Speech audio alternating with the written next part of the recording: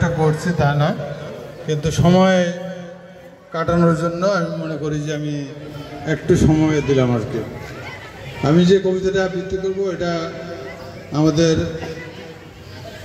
প্রথাবিরোধী লেখক হুমায়ুন আজাদের কত নদী সরোবর বা বাংলা ভাষার জীবনে, এই কবিতাতে, এই বই থেকে। বাংলা ভাষা, বাংলা ভাষা তোমার মুখের দিকে, তোমার মুখের দিকে আমি সবসময় তাকিয়ে থাকি। যখন জেগে থাকি তখন তোমার দিকে স্থির করে রাখি চোখ, স্থির করে রাখি অস্তিত্ব। যখন ঘুমোই তখন তোমার দিকে ধরে রাখি দুটো চোখ, স্থির করে রাখি স্বপ্ন। তুমি আর আমি একই গোত্রের, শ্যামলী রূপসী।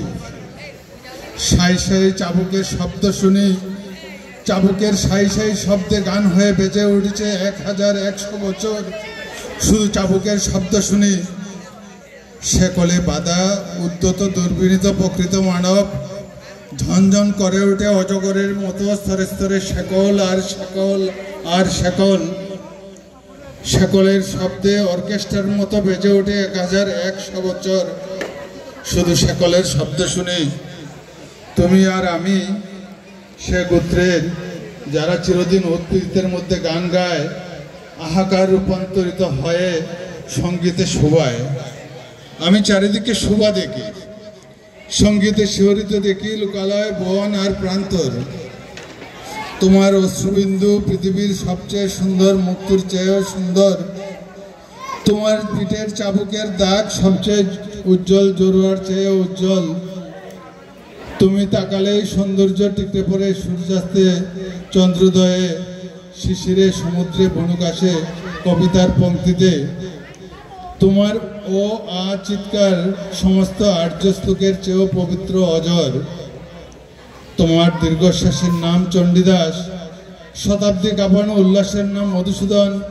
তোমার থর থর ভালোবাসার নাম রবীন্দ্রনাথ, বিজন অশ্রুবিন্দুর নাম জীবনানন্দ।